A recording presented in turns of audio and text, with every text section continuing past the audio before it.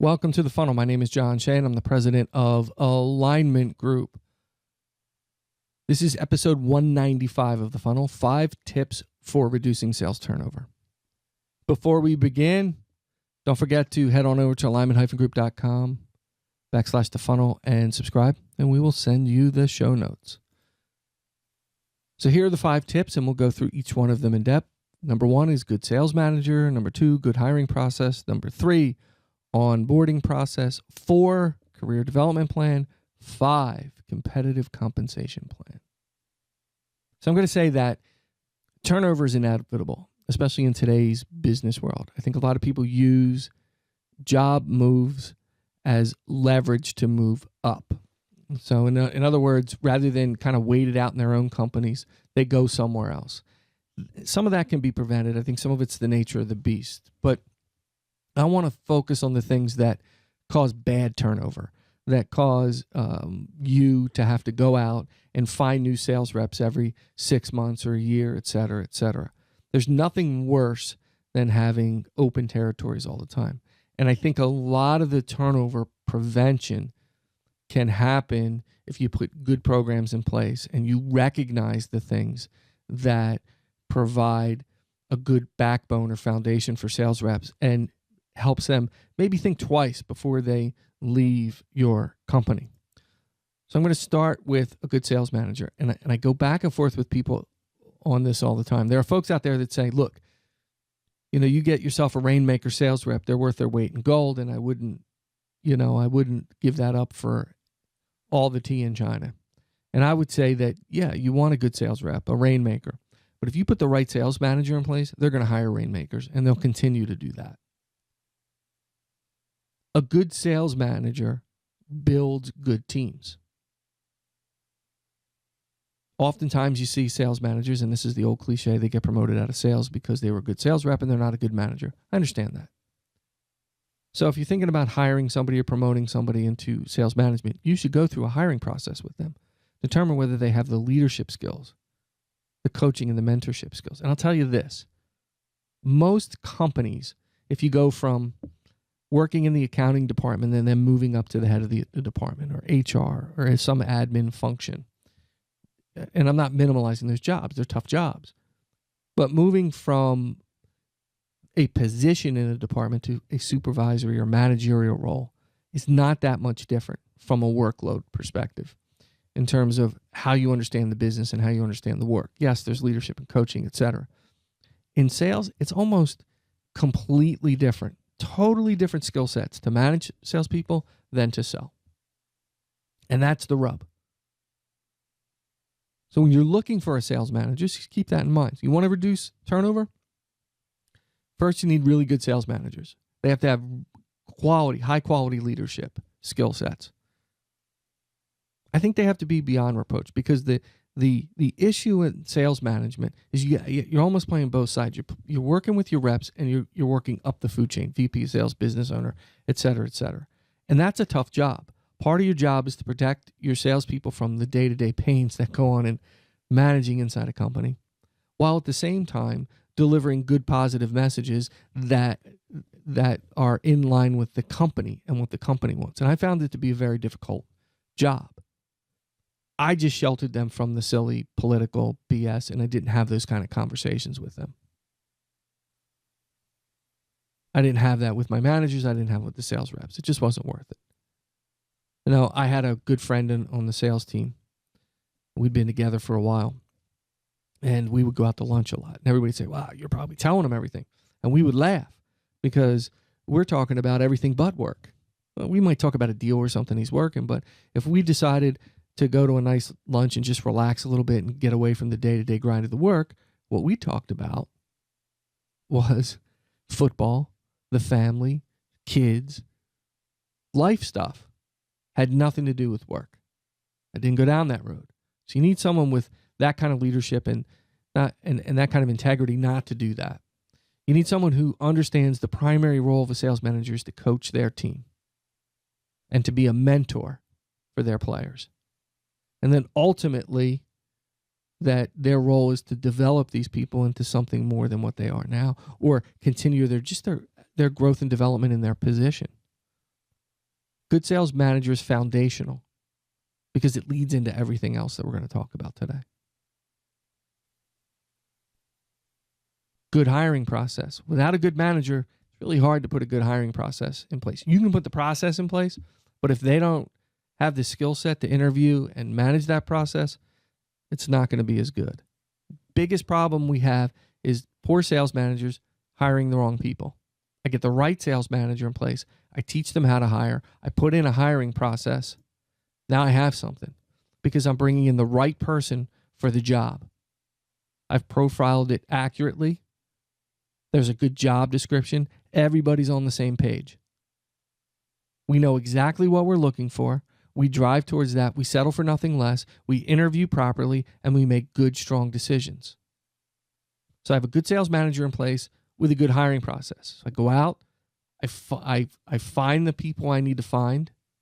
I take them through the process. It's a big, wide net that slowly gets narrowed down to a few potential candidates. I hire a single candidate, a single rep, to perform at a high level for me. So now I have the best of the best because I took the time to go through a process, and I have a qualified sales manager to do it.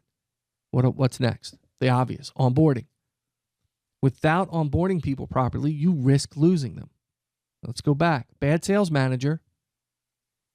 What do you think a sales rep's going to do if they're not getting really good management? If they can, look, there are survivors out there, and a lot of salespeople are survivors. If they can survive their manager, in other words, they go through the silly, stupid stuff in the meetings, but it's not overwhelming and overtaxing, and they're not harassing them or bothering them to some degree. They just ignore them.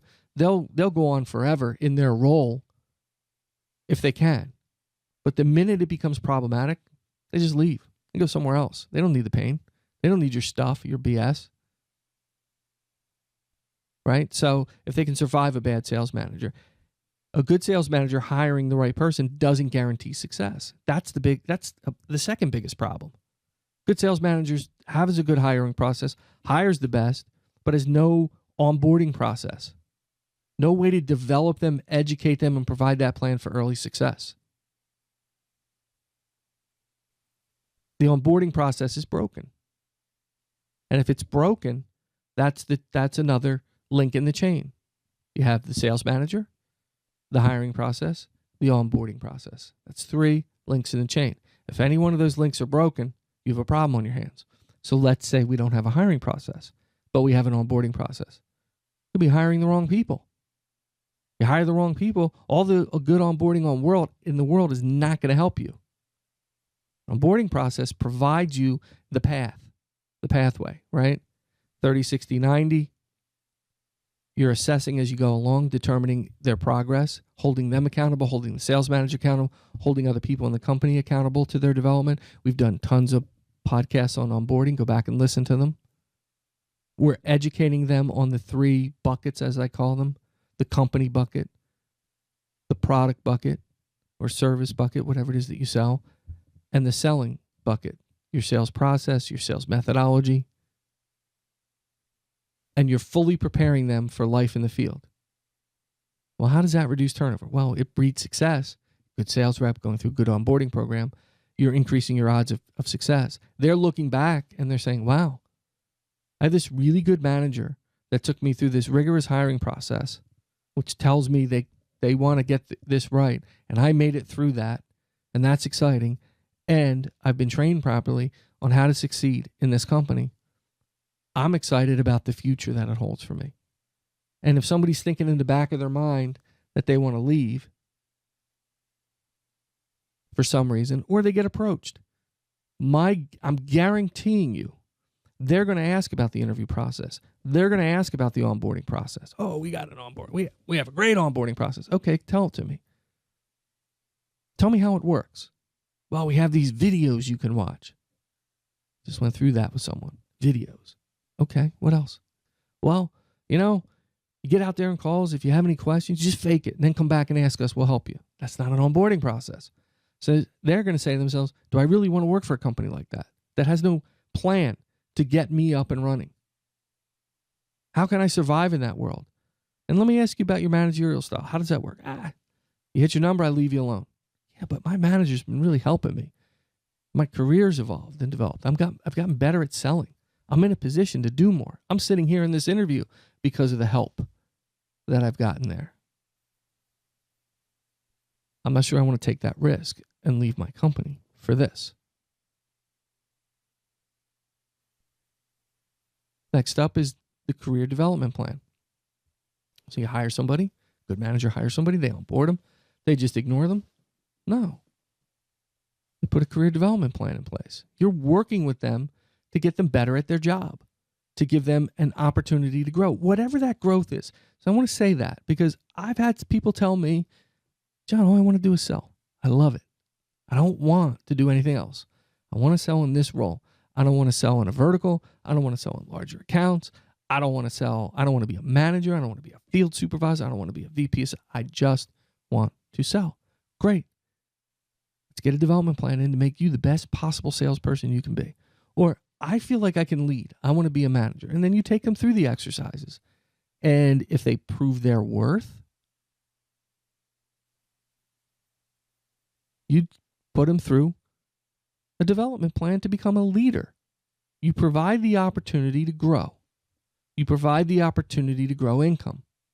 You provide the opportunity to grow career or potential promotions. What does that do for turnover? Well, let's see. We go back. Good manager, good hiring process, right person, onboard them, early success, builds on that, has consistently been in development, not overwhelming, not micromanaged, not crappy training, real career development where you sit down with your manager and work out a plan, custom to that rep and in line with the company's objectives, and maybe you use some of the outside training and you use some of the coaching that's available through people like me. I don't know but I don't know if that's the plan or if it's another part of the plan. What I'm saying is that's a good plan, right? You're building it out and you're saying, this is where I want to be at the end of the year. And all the while you're saying to them, look, you have to either you have to hit your number or exceed your number. That's a minimal acceptable. That's the accountability part of our job. And we know that. But I'm going to put all this extra effort into coaching and developing you. And I'm going to pull in all the resources I need to make sure that you're successful, whether that's training or somebody else to help coach me or help coach the rep. Because your career is important to me. Do you think people will think twice about leaving if they have a really good career development plan in place and they can look around the room and see people who started out maybe before them and have done well, or after them that are coming along, they can see themselves in that person?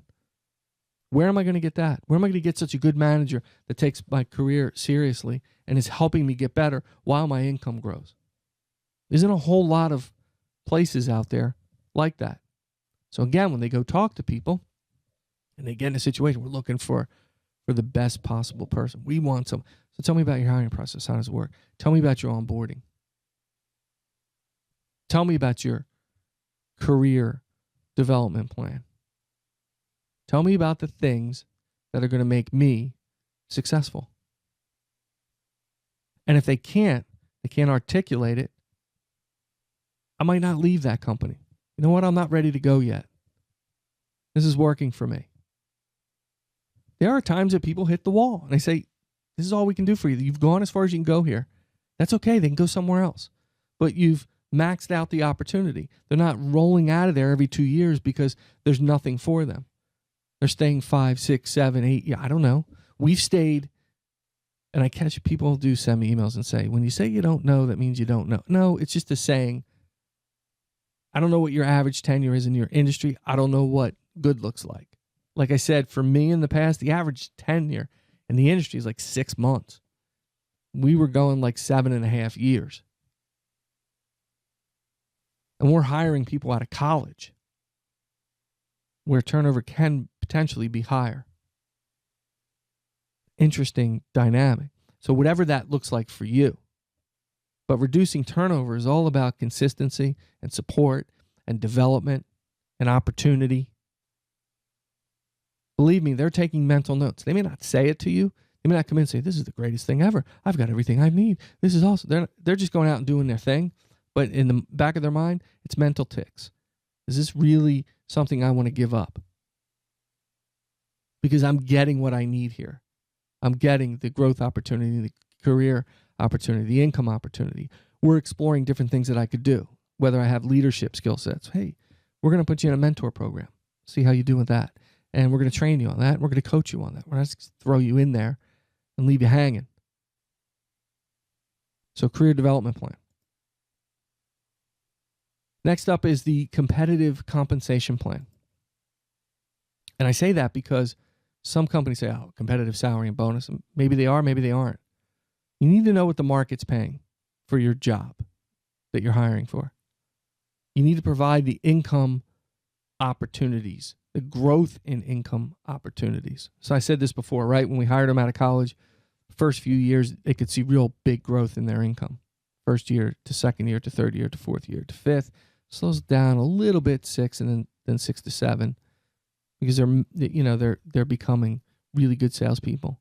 That's when, the itch comes in. Yeah, what am I going to do with my life, et cetera, et cetera. But I would say this. I would reward them for success. I wouldn't penalize them. Well, that makes sense. Yeah, it does. But believe it or not, there are companies out there that if you kill it and you make a lot of money this year, next year you pay the price in quota or you pay the price in some other way financially. And they get their pound of flesh out of you one way or the other. So one year you're 200% of quota, next year you're 75. Because it's skewed so far the other direction. The numbers and the finances change. Or the compensation plan changed so often, it just became impossible to make money. That's horrible. And I say no cap. Don't put a cap on people's income. If they're selling and they're making money for you and they're doing a great job, then why the hell are you capping it? And why do you need to change it every 6 months? We all reserve the right to change a compensation plan. That makes sense. You put that in writing. At any time we can change this. Because if a mistake happens, you don't want to overpay for services. But I think people begin to get a little antsy when their sales reps are making a lot of money. Like, really, did they work that hard for it? I don't know. Is everybody making that money? See, I said I don't know again. Is everybody making that money? Everybody in the company? Doubt it. Maybe they earned it. Maybe not. Do some value on it, but I'm pretty sure they did. So why change that? Why cap it?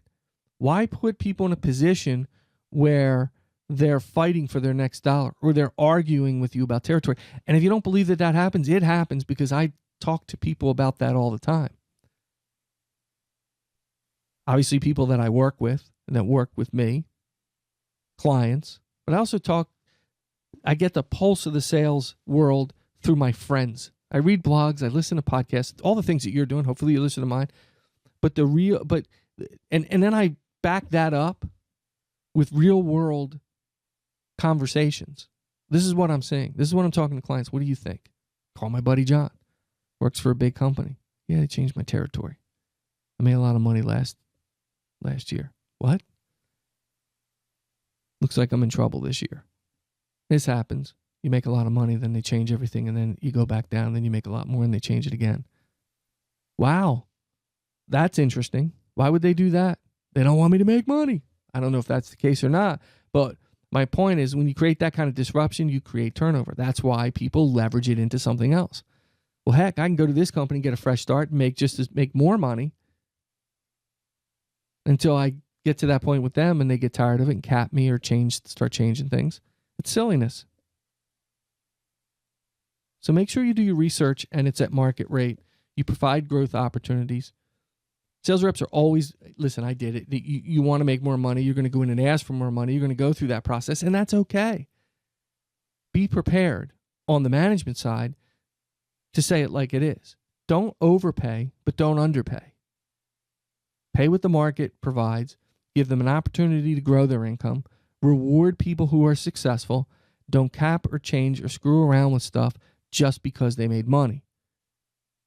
We all change compensation plans. We all change programs to drive business. I get that. But sometimes it's changed just because they made a lot of money, and that's silly. Okay. Thank you for listening. Subscribe to The Funnel, alignment-group.com/The Funnel. You can find us on social media, Facebook, at Shay John R is my Twitter, LinkedIn, Google+. Email me, jshay@alignment-group.com. My website, group.com. Again, thank you for subscribing. And until next time, keep filling the funnel.